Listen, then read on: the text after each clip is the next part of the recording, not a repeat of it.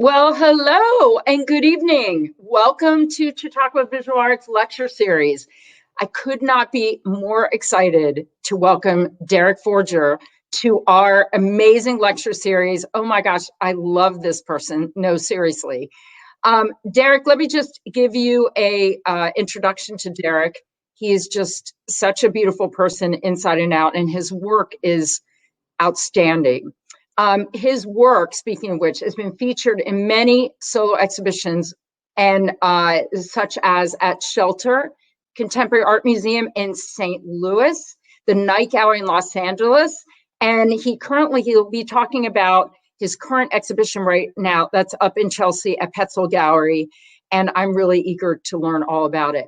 So Derek's received many commissions for public projects, including from the Whitney Museum for their Billboard project, and from the Metropolitan Transit Authority in New York City for a permanent installation at 145th Street subway station in Manhattan. He was also the 2016 Sugar Hill Museum Artist in Residence and a resident of the 2017 Sharp Walenta Studio Program in Dumbo, Brooklyn. That's where the studio is. He was also in 2018 awarded the prestigious Deutsche Bank NIFA Fellowship. He's a graduate of Morehouse College in Atlanta, Georgia, and he holds a master's degree in art education from Harvard University, as well as an MFA degree from Hunter College in New York. He also is a part of the faculty at Yale University School of Art. So Derek's work is held in many collections, including the Brooklyn Museum, LACMA in Los Angeles, the Studio Museum in Harlem, Dallas Museum of Art, the Perez Art Museum in Miami, and the Whitney Museum of American Art, among others. So without further ado, here is Derek, and we will see you on the other side for a conversation. We welcome your questions, and I just can't be more excited to welcome Derek to our stage. Derek, yes! Hey, Sharon. I'm so excited. So I can't wait to learn from you here. So I am now going to turn my camera off and I'll see you after. Thank you for being with us. Fantastic. Well, great. So I want to thank Sharon Loudon for being so reliably positive and so invested in community building, and reminding me all the time what it means to be part of a community, to contribute, but to also access community as a resource. I think the entire Chautauqua community is fortunate to have Sharon there in her current role. And any friend of Sharon is also a friend of mine. So all of you who have made time to come out tonight, to tune in and stare at a screen for a while, I appreciate your time and your energy, and I consider you part of my community as creatives and friends of creatives. So I want to tell you, before I jump into the lectures, I don't love to lecture. I really like to talk to people. I love the back and forth. I love questions. I love responses. I love learning from you. I'm in my head with these ideas all the time. So this stuff I know really well, and I'm excited to share, but I don't know you as well. And I really want to invite you as I talk. If you have any questions, please put them in the chat. Please don't watch passively. Engage so we can get you involved when it's over, and hopefully I can be a resource to you. So that's honestly why I'm doing this. So I want you to reach out to me. There's no question that's to anything. I will tell you whatever you want to know that comes to mind. But I'm going to share a little bit of who I am, artistically, and then hopefully I can learn from you guys. I titled this Process and Practice because I think that is where I am right now. I'm thinking a lot about, oh, my audio is not working. Huh. Thank you. Let's see. Hi, everyone. Audio is totally garbled. Okay, Erica says we sound good. Julia can hear it clearly. Eric can hear it clearly. Rachel can hear it clearly. Hi, guys. Okay, Taisha is hearing clearly. Lauren is fine. Okay, I'm going to keep going. MJ, you can hear me. Hey, that's cool. I know some of your names now. Joel, Bonnie, Carolyn. All right, we're good to go. Okay, was garbled, but now we're okay. Let us know again. This is great interaction. So let us know again if I get garbled. All right, so I'm going to talk about my work and then we'll talk together. So I'm going to talk a bit about painting. I'm sure some of you out there are making paintings. This is kind of the center of my practice. This is what I've trained for many years. This is where I feel most competent. I do lots of things, but painting is kind of a teaching ground for me that allows me to go in many other directions. This is a painting entitled Straw Man, and this is on exhibition right now at Petzl Gallery in New York. In Chelsea, I have a show there called Self Must Die. If any of you are in the city or planning to go, please do go see the show. It's up for another 2 weeks. I have a style of painting that is made up of lots of layering.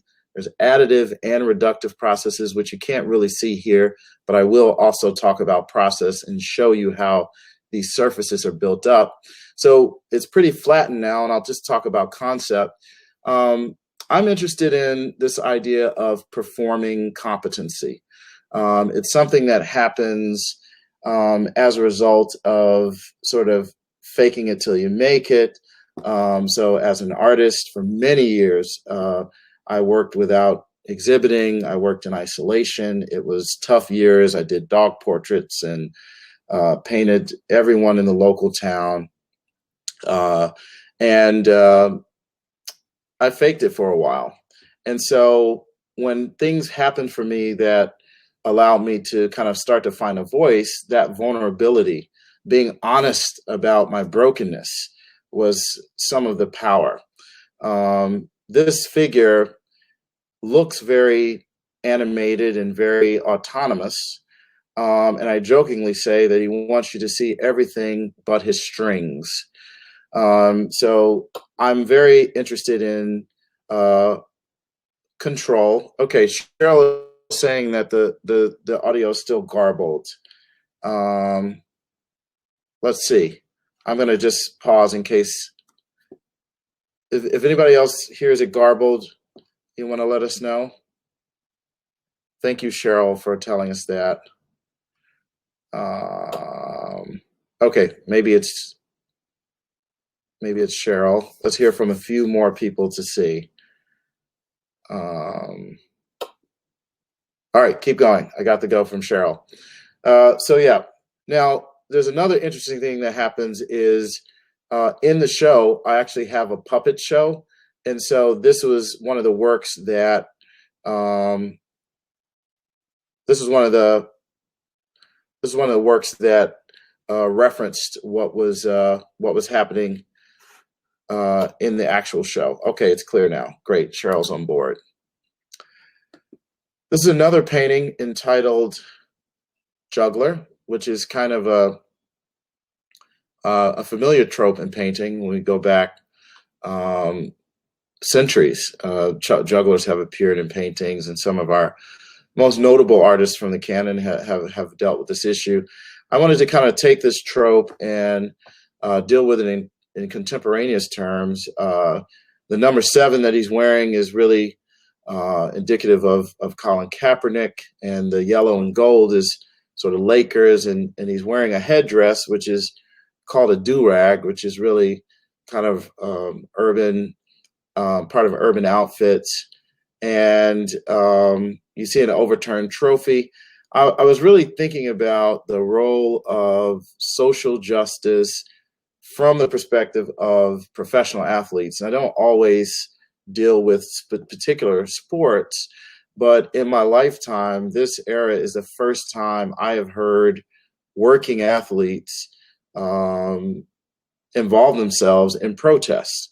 And I think this is also an interesting moment because corporations are also on board with protests. And I think it creates a really weird public space where commercialism and activism merge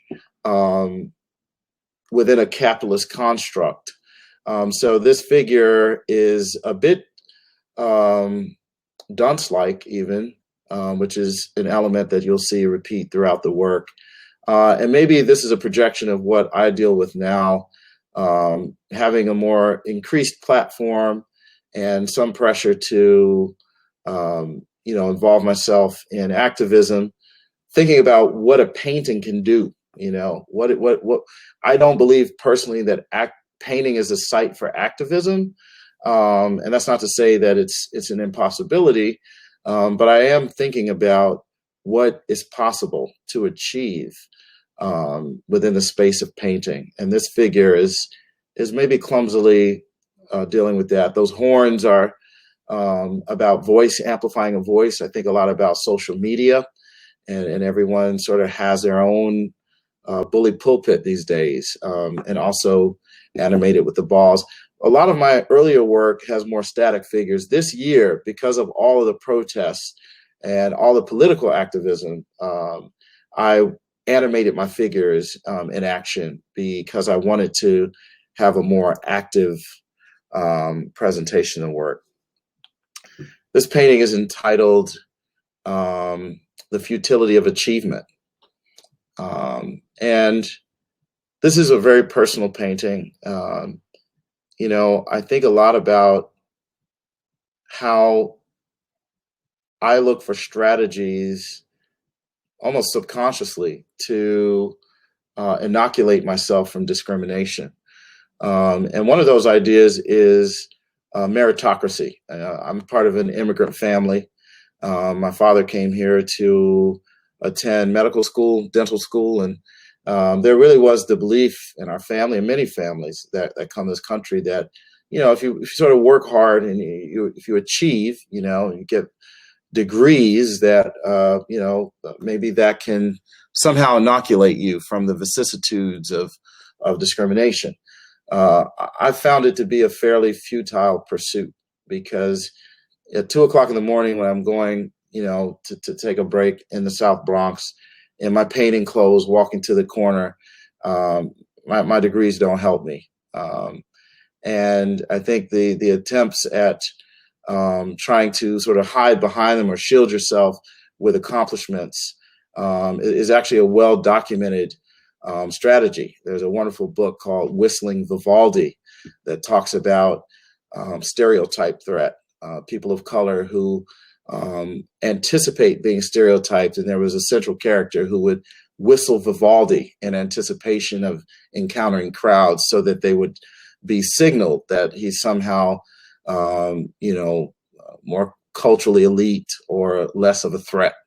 And so whether or not discrimination occurs, the anticipation of it is a microaggression that I have carried. And this work really sort of takes trophies and medals, it puts them sort of in this unattainable vitrine of sorts. And there's a lot of dead space and quiet and isolation. People are often attracted to the central figure, but you'll see in other works that I'm interested in performance and stages. And I do think about labor as a kind of performance, labor in the presence of wealth and high achievement. This piece is called Regatta Study. It's a large work that's a study for a much larger monumental painting, but you'll see here that game theory is something that I was very interested in when I first started making the paintings I am now. And there are games of one, games of two. There are many theories on games. But I don't know if any of you guys remember Frogger from way back in the day, which is a digital game around like the Pac-Man era. This really sort of came, yeah, Julia remembers. So we have to talk about the end, Julia. So there were these logs that sort of moved along the water.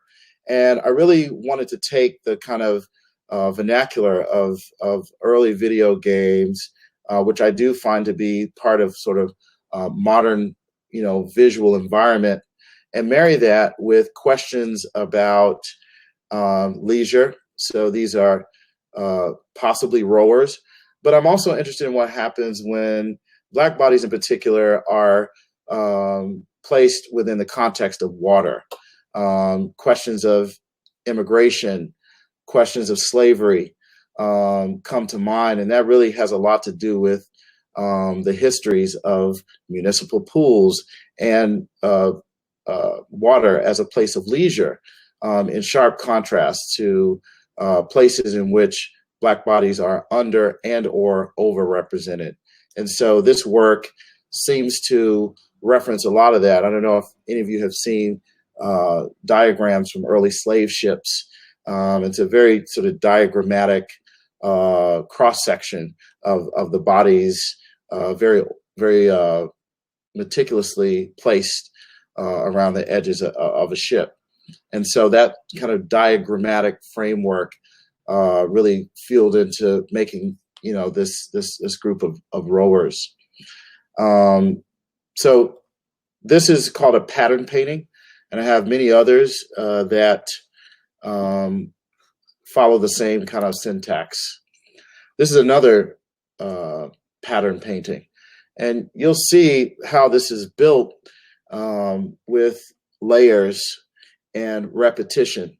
I've recently started to think a lot about Gestalt, which has ideas of repetition and symmetry, and really kind of how the brain works when we look at pattern. I'm interested in where patterns break or where they stay fixed. And that's a conceptual interest also. I think we're in a moment in 2020 where we're asking those questions about what's changing. It feels like something different, but I'm also aware of history. And in fact, the jockey, the Black jockey, is an historical marker for me. I think a lot about the history of the Black jockey, which came to prominence in about 1875. And from 1875 to 1905, Black jockeys won the vast majority of the Kentucky Derby. And it wasn't until post emancipation and when the sentiment against, I guess kind of at the height of anti-Blackness, that the Black jockey disappeared.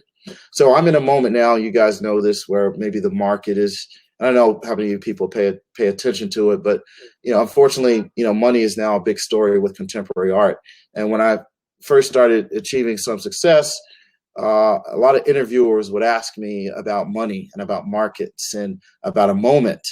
And I started to use the jockey, the Black jockey, as evidence of my mistrust around Black moments, that as quickly as they come, we've seen that they can also be erased.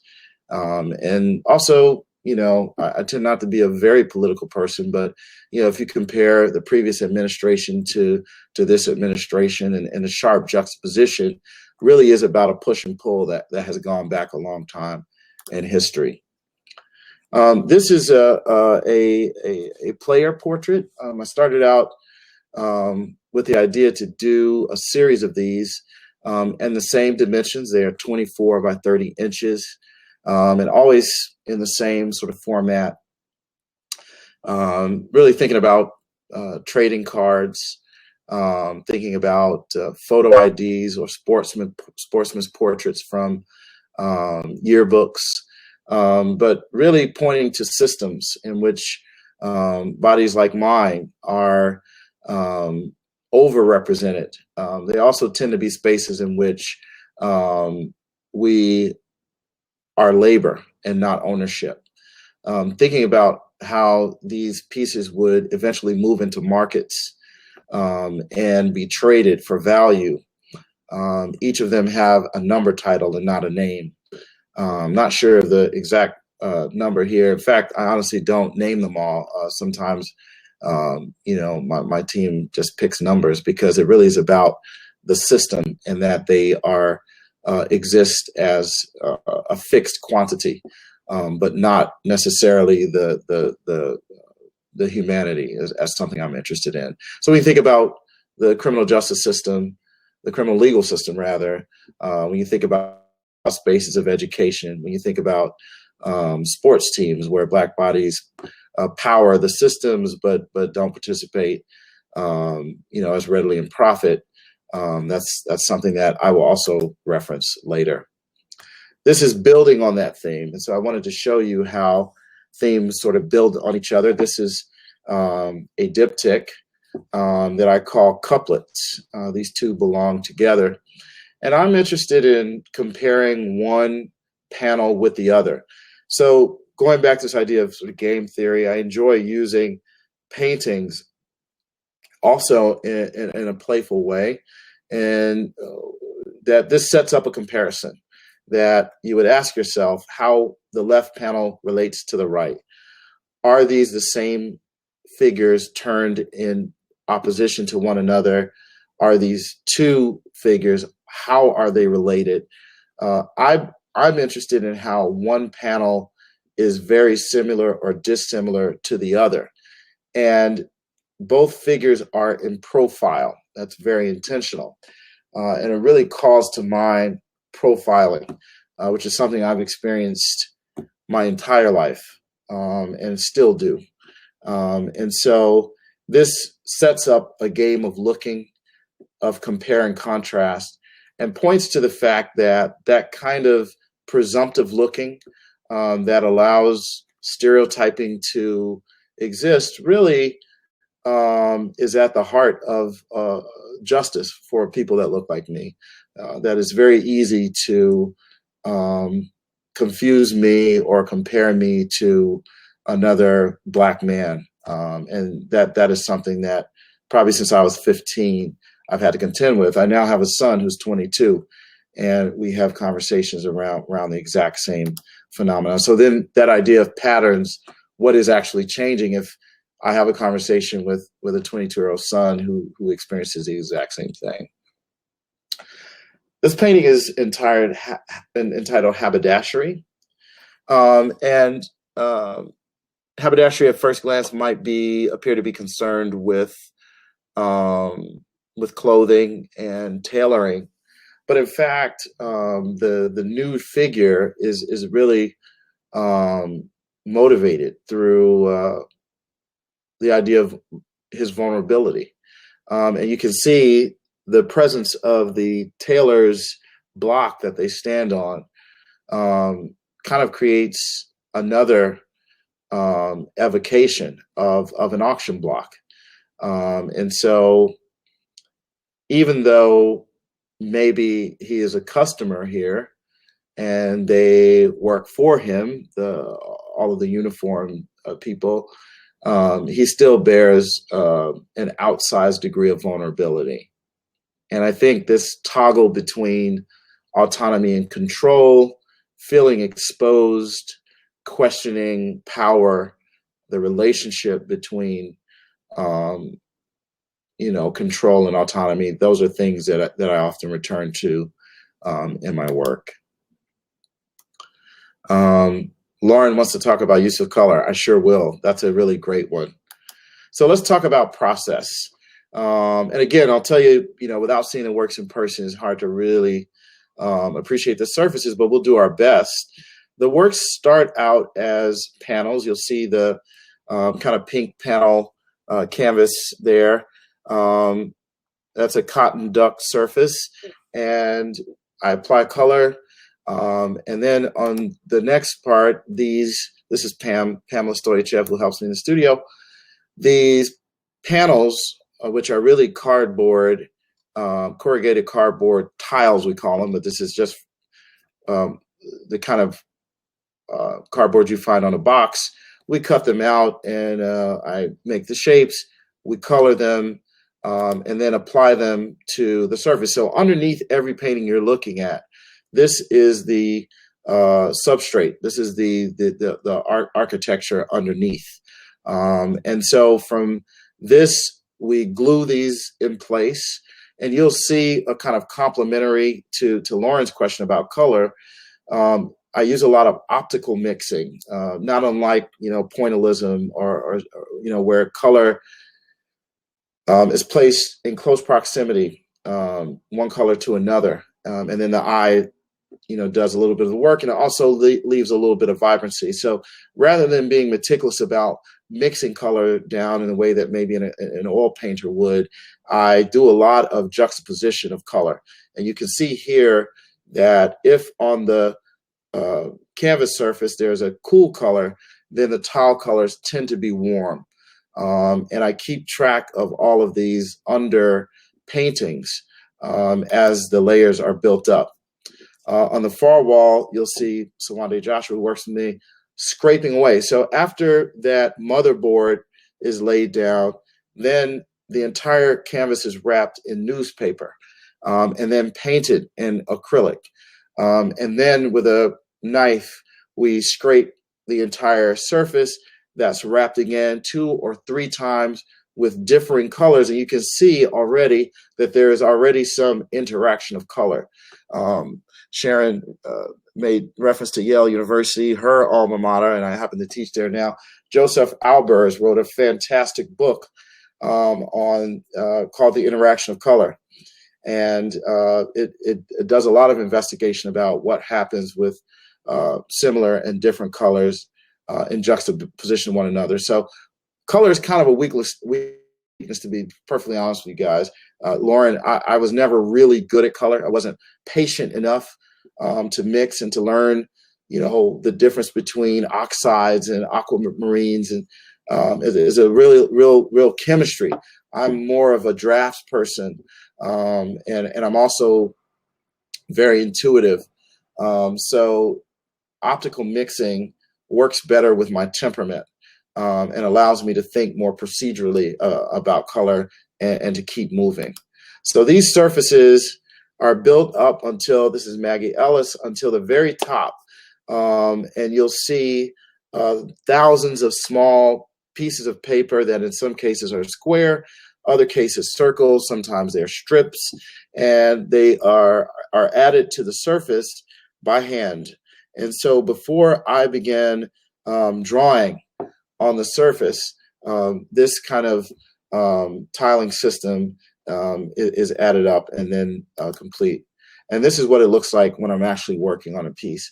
So you can see that I'm also cutting with a knife, tearing out and exposing some areas, as I'm also collaging on the surface.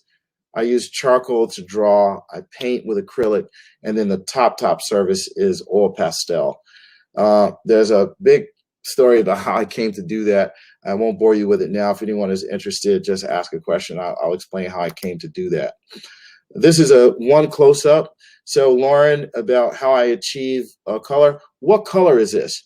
I like that there is not a clear answer, that what we're looking at is the combination of many colors that are really not mixed down, but they are placed in a kind of screening fashion, one over the other. And there's a vibrancy that I really respond to.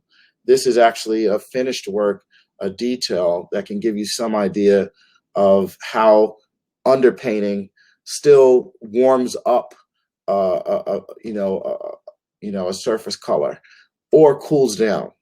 And that horn is done with aluminum foil, which is something I like to do, is to use pedestrian materials. And this is the finished piece there. So that gives you some idea about how I achieve the surface texture. Now, I've been called a sculptor. That's fine. I identify more as a painter. I appreciate it. I do make sculptures. But I'll tell you, I started to make sculptures in relation to installation work. So I picked a few installations here to show you. I really enjoy the challenge of creating a space, of getting out of 2 dimensions, going into the space of 3. This is from the most recent show at CAM in St. Louis. And there's a great video on YouTube that explains the mechanism on the very top where I had several robotic structures that made a large grid that replicated the sound of rain. So you could actually leave a very pristine gallery and enter this space, which is also white walls at one point, that we moved in, 20,000, kind of pounds of dirt and all these walls to create this environment. And I really wanted to really get away from the sterility of the white cube and invoke a sense of place, or the transitory, or the precarious, which is something that I return to a lot in the work. So this was in St. Louis. Oh, sorry, jumped ahead. Okay, right. So this is called Stockroom, which I showed in LA about 2 years ago, 2018.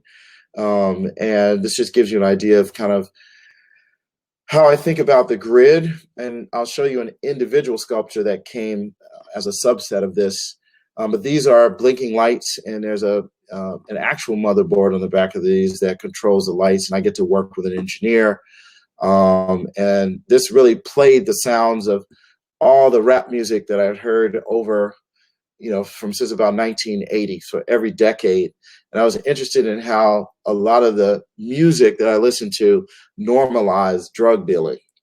And so thinking about cell structures as an urban grid, thinking about a prison structure, I was really reflecting on how I became acculturated to, in some instances, criminality, as a byproduct of a kind of cultural production.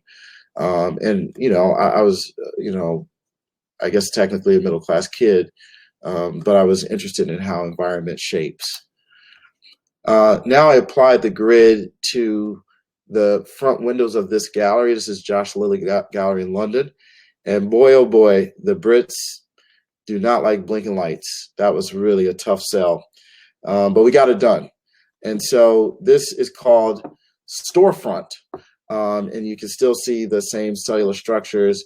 I was really interested in the Union Jack and the American flag and questioning democracy, and a few other ideas with this piece. And lastly, this I did at Sugar Hill Museum. There's also a video on YouTube if you look at this one, where I created this sort of fun house structure that was really a walk through my childhood. It was a children's museum. If you've ever had an exhibition at a children's museum, you will know it will be physically tested. So these were my early forays into working with engineers and automation. And we had a lot of hiccups on this one, but it stayed up, and fortunately people were able to experience it. That's a projected screen for a moving sky, and there was sound and a juggling machine that kind of never worked. And thinking about the yellow brick road from The Wiz, I was looking at all the things that shaped and fed my imagination as a child. So sculpture, which really populated the installations. We'll just walk through a few of these quickly. This was the first sculptural image I made, not the actual sculpture, but this idea of a balloon. I didn't understand it, when it came to mind. And I encourage you, if you are a painter or if you are a sculptor, vice versa, to get out of your comfort zone. I brought back sculpture because I was a bit too serious about painting in a way that was a bit oppressive. And going after an imaginative sculpture that just sort of came to mind was so freeing to me that I keep returning to this image. I think the idea of something looming above head might be about anxiety for me, and the spectacle of that. Staging is something that I'm always interested in. I don't know. I keep trying to figure this image out, but I repeat it. It feels very close to me. This is building on that bust. And again, this idea of precarity. For a while, when I was finding my voice, I would go to the circus a lot, and I saw this great act from China that were tumbling on top of each other, and I just had such a visceral response, and this is sort of what came from there. And this would be the subset of the larger grid, and this is called Team Box Green. And I'm thinking a lot about how involuntary grouping occurs, particularly for minority groups. Today I was speaking to to Chinese Americans who were lamenting the fact that in one case, one had been here for 42 years, and even his children are never regarded as American because of what they look like. And so we shared, our experiences with that. This is called Triumvirate. And this is also in the show. And these are live flowers. And this is a sculptural iteration of the same sort of black jockey interest I told you about earlier. I just wanted you to see materially how I've also continued with the idea of sculpture. This is a lit background that actually has chase lights, and that's nickel, a plated finish. And I'm very attracted to fabrics as well. This is called Contrapposto. And I'll finish on my foray into performance, which I would never have regarded myself as a performance artist. I still do not. I am not a performer. In fact, I have great anxiety about that. But I do think performing is germane to what we do as artists. And to some degree, I'm performing now. I want to be very authentic for you, but it is also a bit of a performance. In this case, I found a partner, this gentleman named Nick Lehane, who is absolutely gifted. I went to a puppet show about 3 years ago called Chimpanzee, and I was knocked off my socks. And the material he used in his puppet show was paper mache. I had seen Basil Twist's, La Symphonique Fantastique. I don't know if you guys know that. It's an underwater puppet show. And I kind of had a tangential interest in puppetry. Also, those of us that grew up, Bonnie and Eric, some of you guys might remember Jim Henson. And so my relationship to puppetry was really maybe my visual environment as a child. But Nick was willing to work with me. I approached him about doing something together, and we just kind of got in a room, the two of us. I don't even like collaboration, but he was fantastic to work with, and we created a show called Fly Away. So I thought of us as both kind of form and content. I had the content, he understood the form. And what we're doing is a bunraku style of puppetry, which goes back to ancient Japan, where you have three bodies that manipulate the puppet. And so this guy goes on the central puppet that doesn't have a name, also like the player portraits, and we watch him on his travails of wins and losses. It's a 28-minute show with a live oboist and an original score. And so the shows actually run every day. So I wanted to, in the space of a gallery, allow you to sort of go in one curtain and feel like you're downtown at a theater. So we made an entire black box and brought in a lighting kit and their seating so that you would forget that you entered a gallery. And these are a few stills from the show. This is not a wooden puppet. This is actually clay, but we were able to make it look like wood. And this is the finale scene. And if you guys are able to make it, I encourage you to. You have 2 more weeks and you can get tickets at flyawayshow.com. And I'm not doing this to promote as much as I am to share with you and hopefully to stimulate your own imagination and sense of experimentation. So that's it for me. I'd love to answer questions or learn more about you. Sharon, maybe you want to come back and we can take it from here.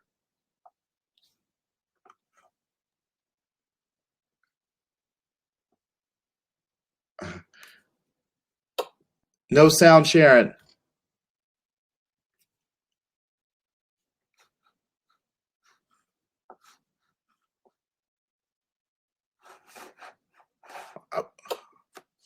Sharon, can't hear you.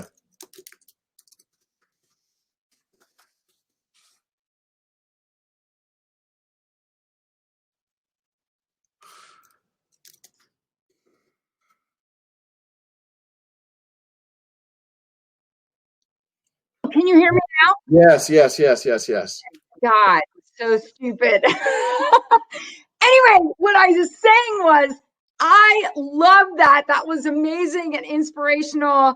And wow, my heart just hurt. And you were just so generous.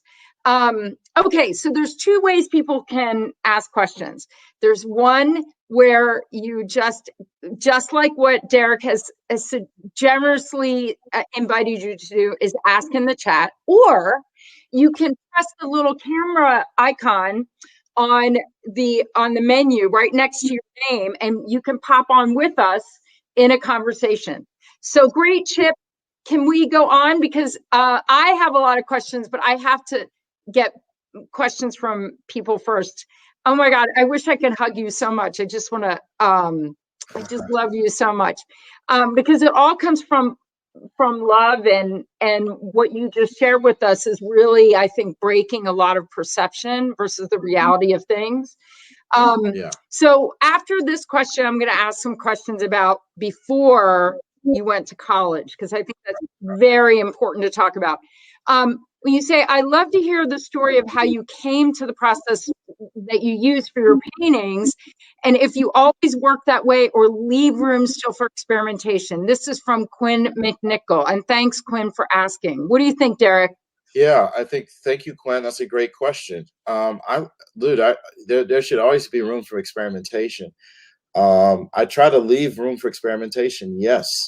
Honestly, I mean, since we're family, I think, I think one of the challenges of, working with multiple galleries and having a, kind of constant exhibition calendar is that you have to be intentional about creating some space where you have room for things to go differently, to fail, to move at a different pace. So it's something that I've learned to be more intentional about, to build in those times when I can just do things differently. But yes, I think experimentation is at the heart of my studio, really. And I think it's also healthy to do things that you don't do well, like just do those. That sculpture I showed, I wasn't a sculptor. I can't put two things together that, I can't make a box. But I think that uncertainty is really generative. Yeah. Yeah, it comes out of your vision anyway, right? Doesn't the media assist the vision?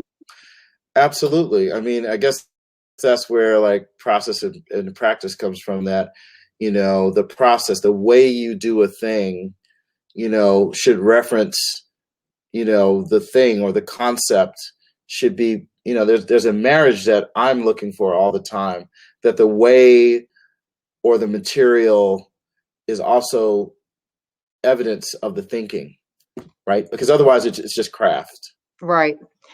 Totally. Okay, we have more questions, but I'm totally going to ask you these questions too. Okay. Rachel says, how much of your image is predetermined and how much is discovered while working? And what is your relationship to drawing? Is it preparatory or part of the main act? What do you think? This is for Rachel. Rachel, so good. Because I have an ongoing friendly debate with a very talented curator at an institution that has a very serious drawing division. And I explained to her that drawing is a big part of my work. I work in charcoal, and I work with oil pastel, which are sticks. These are drawing materials. But she believes that drawing is something that is more open, and says that my work is sort of closed and complete, and that completeness makes it more of a painting than a drawing. Now, this is just a debate. But to Rachel's point, I use charcoal because, honestly, when I worked with brushes and I use oil paint, I would overwork it because I like detail.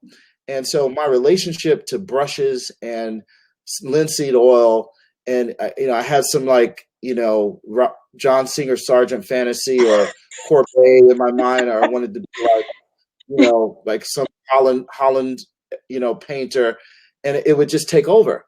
But with charcoal, I'm loose, and I can wipe away. So the first level you'll see in my paintings, Rachel, is always just the surface and charcoal. I have a rag over my shoulder and I have vine charcoal, and I don't fix it or anything, because I can sort of do a very loose drawing and wipe out, or I can do a central figure and then I can put balls, wipe those out, put a background. And I just love watching how drawing allows the space to convert and fold just with the addition of one or two elements. So charcoal is how I start my work, and it's where I can leave things unfixed for a long time.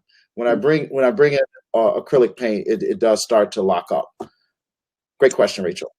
Awesome. And what an amazing answer. So we have a question from Princeton, and I just want to share with you, Princeton was one of our esteemed participants of our School of Art residency program this past summer, where hundreds of people applied and only 38 were accepted. He is so generous, and you know me, I can't have anyone in there anywhere who isn't generous to other artists. Yeah. And so, and such an amazing artist. I'll have to follow up and share with you his work. It's just incredible.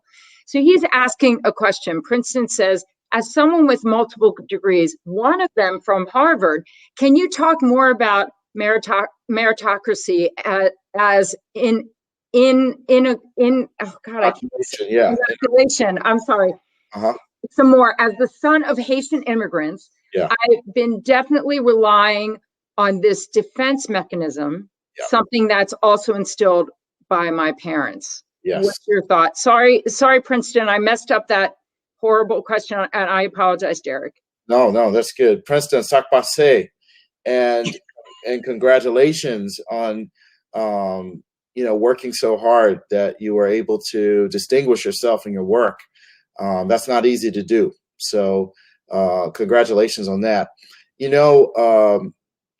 Nothing makes me happier, Sharon, than what happens when you sort of just tell your truth, and then the work goes out in the world, and other people have a relationship to that. Mm-hmm. It makes it so much less pretentious and self-absorbed an endeavor, right?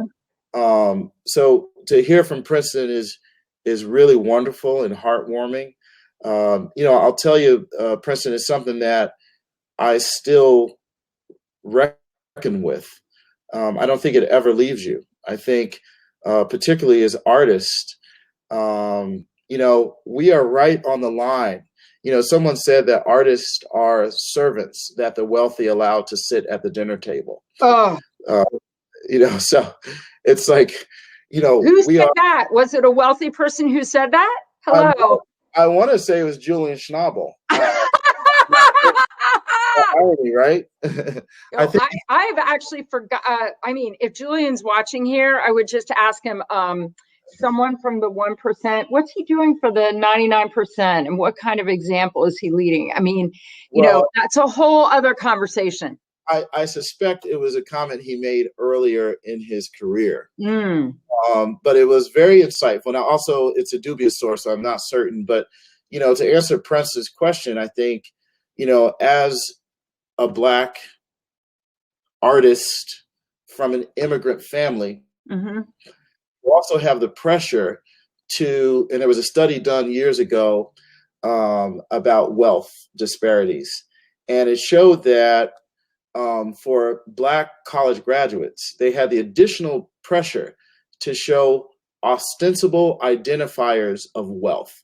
Meaning, if I got a college degree, and Sharon, you got one from the same school, when I go back home to my mother's church and she brings her son to church, she wants me to wear good shoes and a nice suit, because people need to see that this is her son that's done well. I pick on my brothers a lot, but I have one brother who's a dentist, super proud of him, and another brother who's a lobbyist. But when we go out, they wear very expensive shoes. And I'm saying, why are you throwing away money on shoes? Right. And I'm the only Black doctor in my practice. When people come in and look over who to pick, he's also anticipating being Mm, stereotyped. So mm, for him, wearing clothes that send signals that say, I am of a different status than what mhm, they presume, mm, to me is just anxiety. mhm, They're microaggressors. mhm. So, Kristen, this theme runs throughout my work because it runs throughout my life. I don't have an answer. I think I just am interested in amplifying that reality. And I think not just for you and I, but for Sharon and for Rachel and for Mhm, Ari and everyone else listening, it allows mhm. us to have more information about more nuance in the human experience. So, you know, that's what we have. That's beautiful. Yeah, Thank you. And thank you, Princeton. So Kahari Turner is also an amazing artist, an I know our amazing work. person. Well, you do? Oh I, my God. Well, yep, how lucky for you, because he is an amazing artist, right? yes. And It is an he, honor to meet him here. pardon me? It's an honor to meet him here. Oh my God, you guys should get together because he's just so generous, just like you are. And I'm very proud to say and honored that him, with also a love of his life, Ashante Kindle, were alum from the 2019 Chautauqua School of Art residency program. But he came from Austin Peay State University in Tennessee, where I met him. And he's currently at Columbia University. And he is just Wow. so humble and a beautiful person. And he's asking a question here. He's saying, thank you, Okay. Derek. My question is about your pacing. With so Yeah. many avenues of creativity you're pulling from, how are you juggling life? Oh, good question, with your practice. And how do you spend time on 2D versus 3D versus performance? And I want to add to that, how do you spend time on the one thing that I asked you first, which is your love in your life? Yeah. Well, Kari, congratulations on Columbia. That's not an easy feat. And I have looked at your work, and hopefully you'll sell me something at some point. But in my studio, I have work from lots of artists I'm looking at and inspired by. So hopefully I get something. But how do I keep my life going? I'll be honest with you, dude. It was a mess for a long time. And Sharon can tell you, I didn't even have time to like hang out with the people I really liked. And to be frank with you, I don't want to paint some picture of like achieving success as like, a cakewalk. It's hard because, as an artist, my experience is either you have nothing, nobody's interested in what you're doing. You can't beg people to buy a painting, or you got to like follow up to get a studio visit, or you have an avalanche of everybody in the world that wants to come at the same time. And there's not like that middle ground, right? That's what I experienced. And so I was miserable for a long time. I didn't go home. I stayed in my studio. I That's all. probably worked 7 days a week. Yeah, because a little bit of Sharon could attest to that. And you were such good energy in there, Sharon, because you, You're too kind. you reminded me that you should be having fun, that joy, like hearing you on the other side of my door some morning after I had been there for 72 hours without a shower, hearing your voice down the hall. Now, I know how hard you're working too. I know how hard you're working. I know you're doing a million things, but you're also joyous. Yes, but you And are so, too. This is you. How do you do this? You are joyous. well, what I'm saying is I was not joyous for a long time, and I don't want to mislead Kari, Mm-hmm. and I want to tell him that it was miserable. So you're seeing the articles and this kind of. Hey, listen, you got to really get some help at a certain point, and I didn't do that because I was so broke for so long that I was like, if I have anybody around, they need to be gluing something or cutting or mixing something, or I don't need someone to just sit at a computer and look at me. I don't. I was like, I can't do that. But it got to a point where I hired someone to help me put my surfaces together. And then I said, the other half of the day, you'll do email. Because I was like, one person is all I could afford. But it turned out that her whole day was spent behind email forms. So to answer your question, I had to invest in help. So I have a wonderful team now. And I have somebody that does not make art at all. All she does is spreadsheets, emails, documents. That's her deal. She dresses very nice, never touched an art supply, and she's on the other side of a wall. So some days I really hate her, but she's there to help me organize. And since I've become organized, I can, have a day off. I can get out of here at a decent hour. I can work out a little bit. So my answer was help. I work all the time. I pretty much work 7 days.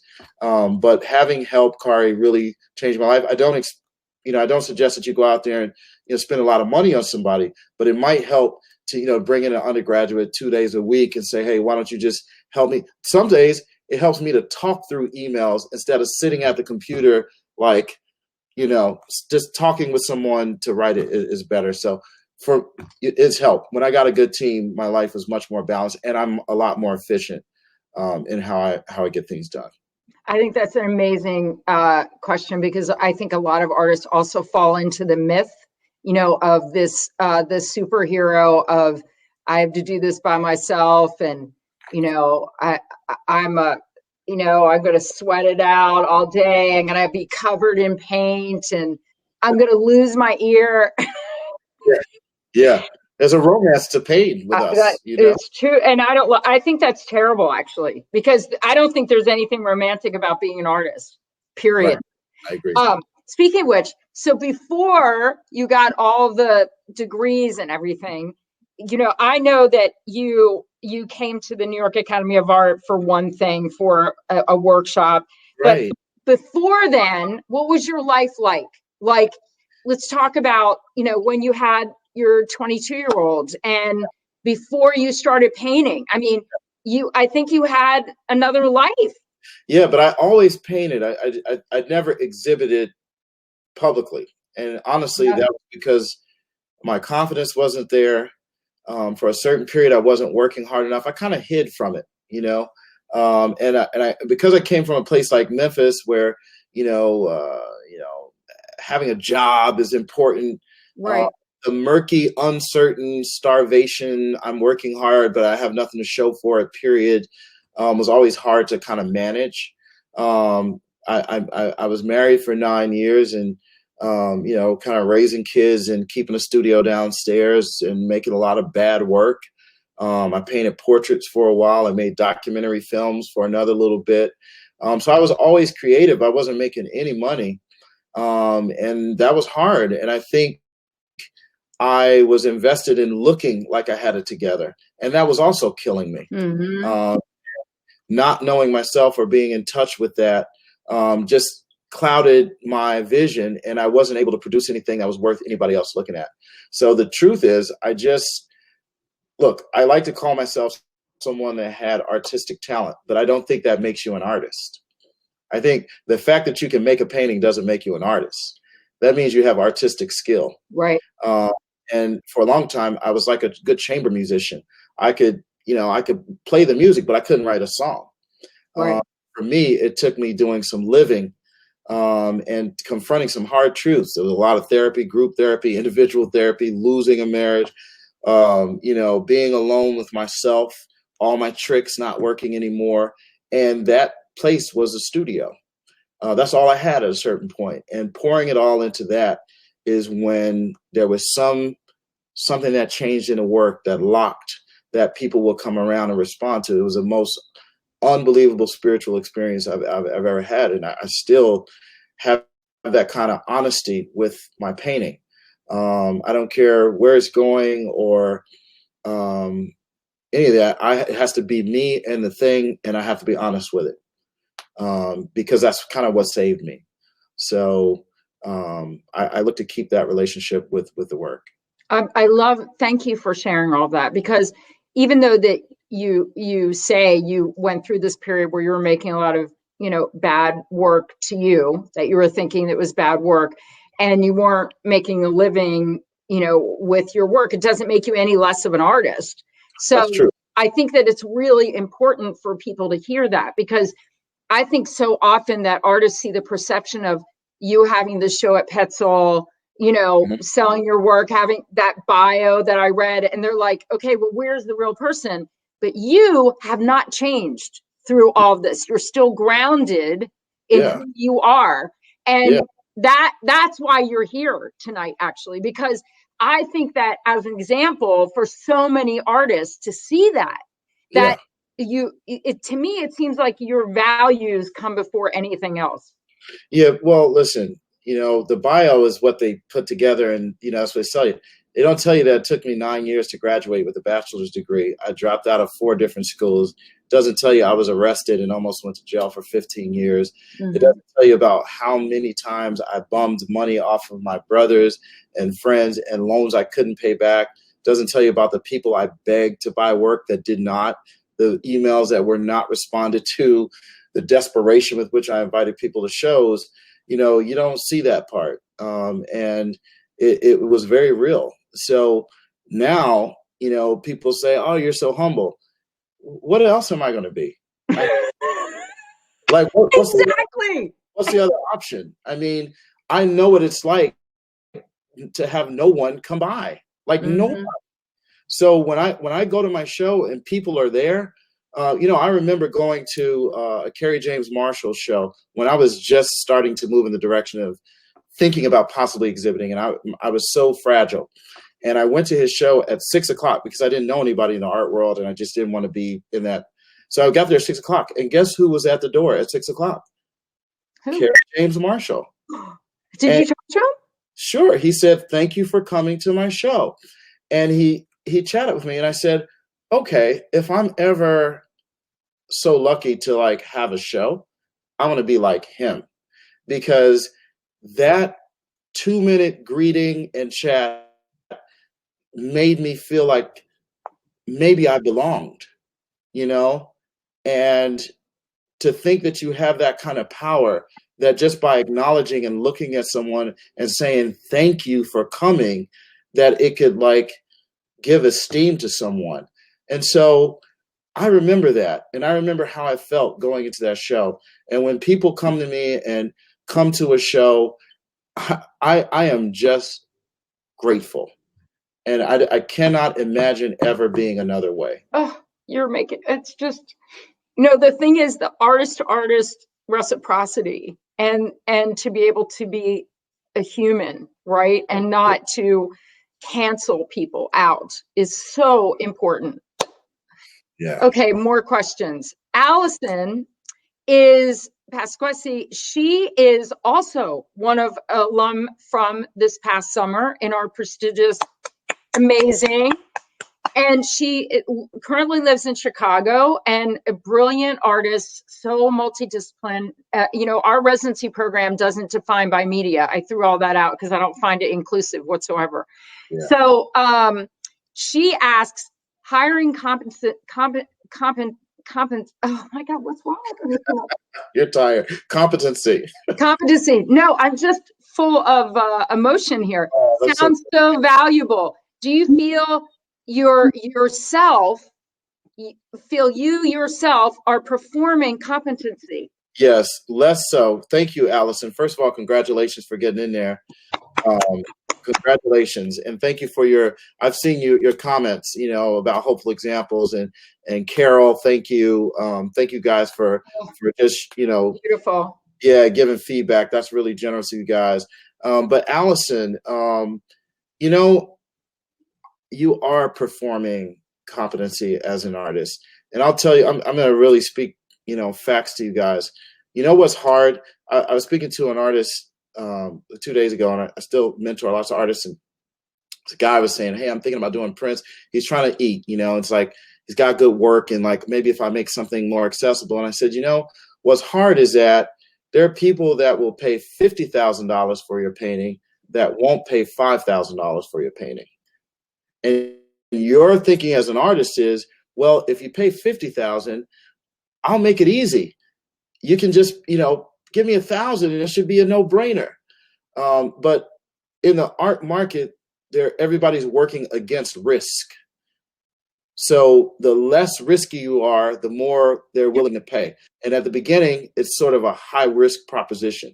So for us, sending out an email to our list to say, hey, guys, I know you believe in me. I just need to buy 3 tubes of paint. I'm broke. Could you help me? Doesn't work as good as, hey guys, I'm making an amazing painting and lots of people want to buy my paintings. It's like people don't help you when you're in need. So you have to perform side of everything's going great. I just want to give you an update. I got in this, I got in that, I got in this, I got in that, I won this, I won that. And you're performing, and it's not that it's not true. So I think that being able to recognize that part of it is a bit of a game, a momentum game. And a lot of that is brought on by kind of market dynamics.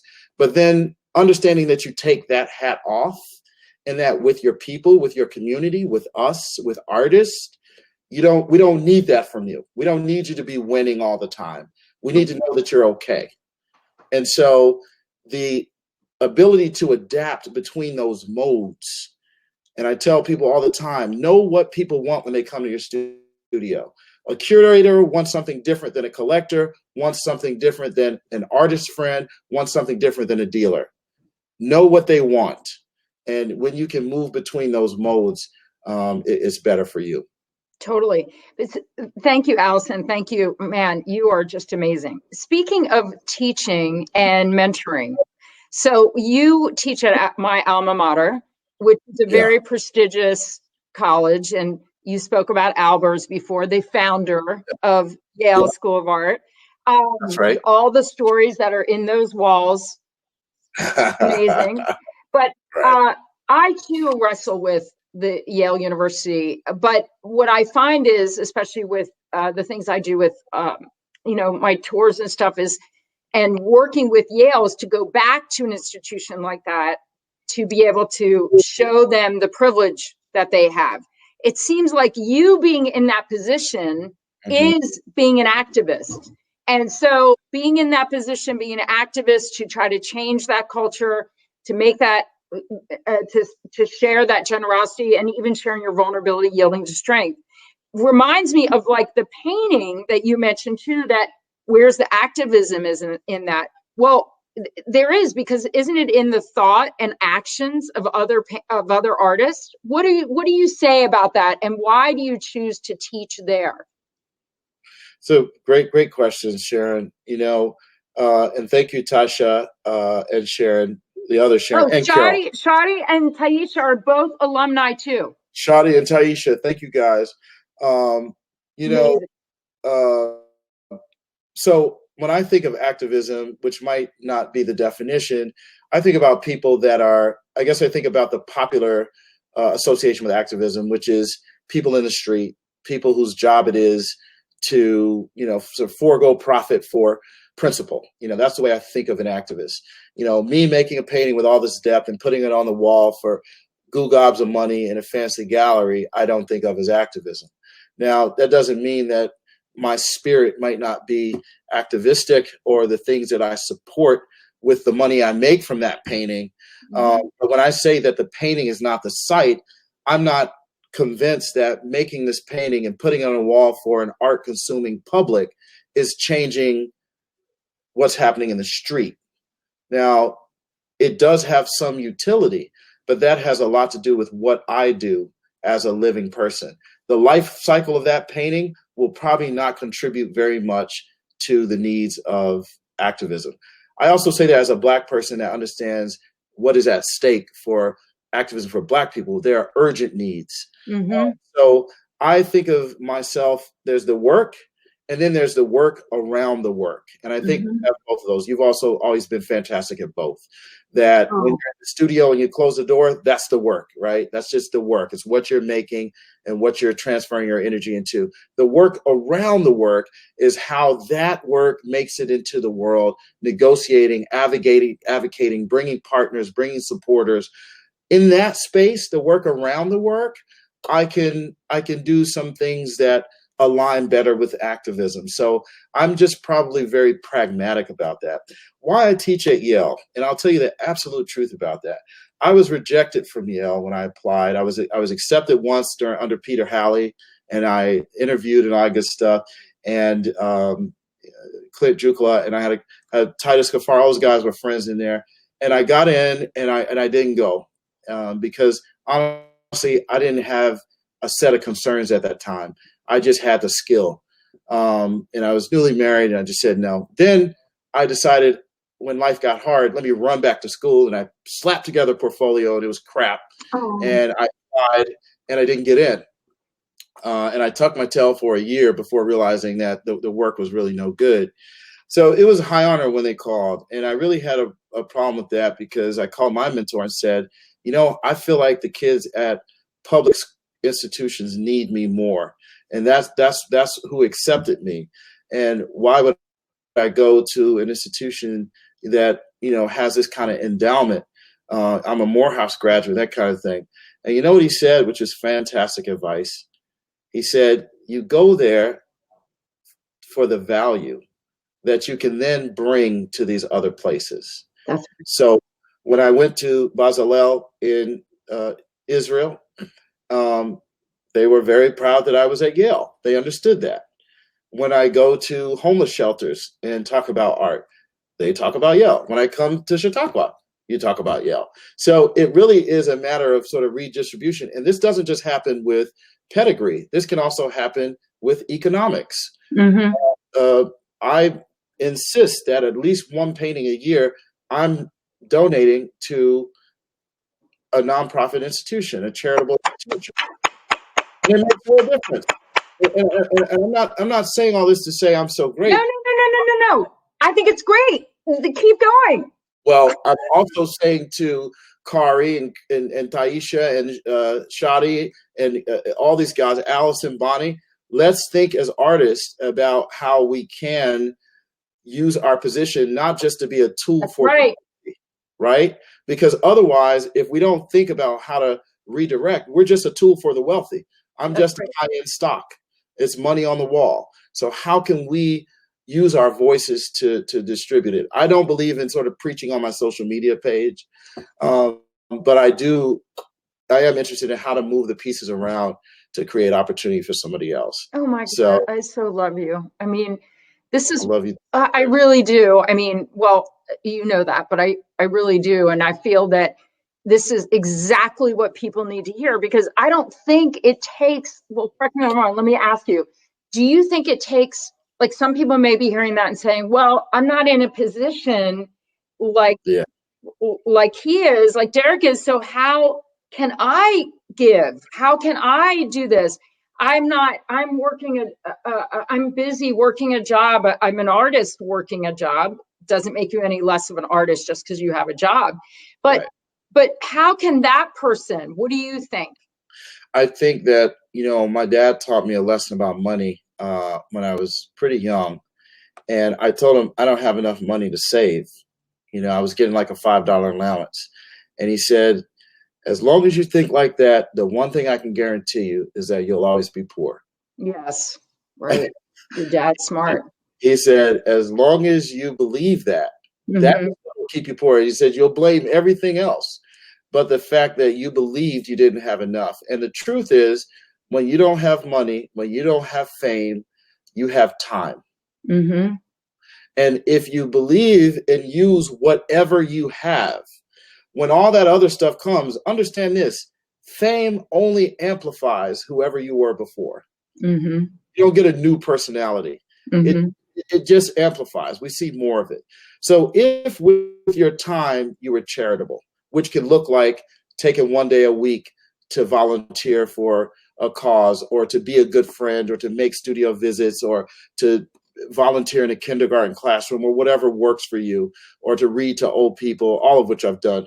If you were charitable before, when you find yourself in a place where you now have money and influence and opportunity and people willing to do what you say, you will also be charitable. So you always have something to give. Oh, God, amazing. That's exactly right. You're just extraordinary. And your dad, amazing. Yeah, I'm lucky. Yeah. Wow. And so we have a little bit of time left. And you can see all the feedback that you're getting from so many people. And I'm sure so many people will be watching this and just be inspired by you, as I always am. Can you tell me what it's like for your 22-year-old to see you like blossom into this and be the father that you are, and having so many different turns in your life? Yeah. What's that been for him? It's special. I think he's proud. I can't speak Oh, for him. good. Yeah, he saw me struggling. I mean, people used to ask me, they ask me now, well, wouldn't you encourage your kid to be a son? I said, if you saw how I was struggling when I had a son, the last thing I would encourage him to do is be an artist. If I had a baby today, maybe I'd be like, art is great. But when I had my son, he really saw me struggle through it. So we're all very happy. I'm happy. But you know what I'm most happy about, Sharon? What? Is that when I go to a museum with him, we have a nice time. Oh. And he's patient. And we look at the work, and I realize I've been taking him to museums because they were free. That's all I could do with him. So he really is, an aesthetically sensitive kid who understands, conceptual work and figurative work and non-representational painting and all this stuff. And I love his company. Okay, so that's amazing. So as we wrap up tonight, I want to ask you one more thing or two more things, if you don't mind. Okay. So what's the future for you as far as I always ask this question of artists. What are your needs and wants in your life right now as an artist? And a second question would be, would you ever want to come to Chautauqua and see these amazing artists who, I mean, we pick from all over the world. We select them, and it's not just me, it's a whole group of mentors that do this, some of whom I'm sure you know. But these people, I mean, I wonder, you're so busy, but maybe in your needs and wants, what can people give to you? Well, you're giving it to me. I mean, come on. This chat room, these guys, are, I said when I came on, please interact, and we're chatting, and I have all these names, and I hope they follow me and I can follow them and see their work. I'm sure they will. The engagement, Sharon, the opportunity to just, connect with other artists, that's really special. That's what I don't have a lot of time to do. I used to be able to make studio visits and go sit into my studio for 2 or 3 hours, and I don't really have as much of that time as I would like. So this kind of thing is a great opportunity. Needs and wants, maybe I have a little bit of Peter Pan syndrome. I really want to be able to use whatever moment I have in the sun to shine some brightness in dark corners. And so I serve on 3 boards. I'm on the Stonewall board. I'm on the Collective in Memphis, which creates space for Black artists. Great. And I'm on the board of Sugar Hill Museum. And Yay! So they have a wonderful housing program and community development program and bringing culture to under-resourced people. I've started my own foundation called the Blue Room Foundation, which has a 4-week training program for 25 artists in the Memphis and the Mid-South area with a week of travel. So, I want to see that flourish and do well and move the Skowhegan experience like you're doing at Chautauqua down south to kids who might not be in such close proximity to larger cities. People like Kari, who came from the deep south. Kari and I know what it's like to be out there and to be so far away from MoMA and the Met and these places. So creating access is something that I want and need. And I really want that to be my legacy. Yay! Because that's what we do at Chautauqua. That's right. Well, maybe you should come and see what we're doing so we can partner together to try to make this world a little bit brighter and bigger for those who don't have these opportunities. Yeah. Because that is our mission. Yes. So. Well, listen, I'm a fan of yours. This is a wonderful community. Thank you, Daphne. Thank you. Oh, Elise, I know Elise Frostman. Elise, she's an amazing artist too. I know Elise, but also a Chautauqua alum. Well, it's obviously a great program, so that's not the issue. When I'm done now, I'm working on a show for Shanghai right now. Oh wow! So we're all in on China, and I'm telling you, it really is just a matter of time. That's all. So you have my heart there, and if I can make it, I'll be there. Well, I adore you. I love you. I send you my love. You need to send me your address so I can send you something in the mail, of course. You've given. No. Anyway, we can take this off screen. But anyway, from on behalf of myself and the whole of Chautauqua institution, Yeah. we are so grateful to you and for all that you do and who you are. So thank you for your time and your energy with us. I'm going to follow up with you for sure. All these people want you to come to Chautauqua. I think alum will want to meet you in person and just be there for you. And if there's anything that we can do for you, I am here. All right. Well, likewise. And thank all of you, everybody that stuck around to listen. Thank you all. Consider me a friend and keep doing your work honestly. Thank you so much. And we're going to bring Chip in now for just to say goodbye from Chautauqua. Okay. And again, I can't thank you enough. And by the way, this is the next person who's coming. Derek, I don't know if you know Dr. Alpesh Kantala Patel. No, I don't know. I don't know Patel. He is one of our core mentors who is tremendous, actually. And he actually really is working on decolonizing art history in so many ways. Good. That he talks about how artists today, in the way of sharing their visual diaries, is a form of art history today. So he is going to be, look at all these people excited for him. He's going to be sharing his process. And I have many other people who are coming in who voices need to be amplified. So you're definitely in good company as they are with you. So anyway, I'm going to let you go and tell everyone, thank you very much for joining us. We are excited to see you again in January, and happy holidays. Yes, likewise. And stay safe. Stay safe, right? Yes, right. I don't have my mask with me, but you got to stay safe. And are they going to, in your gallery, are they going to be like keeping mindfulness as far as people coming in? Oh, yeah, they're great with all that. They have protocols, and it's fantastic. I can't wait. Well, lots of love to you. I wish you goodbye. I wish I have to say goodbye. Okay, guys. So long. See you again. Bye, everybody.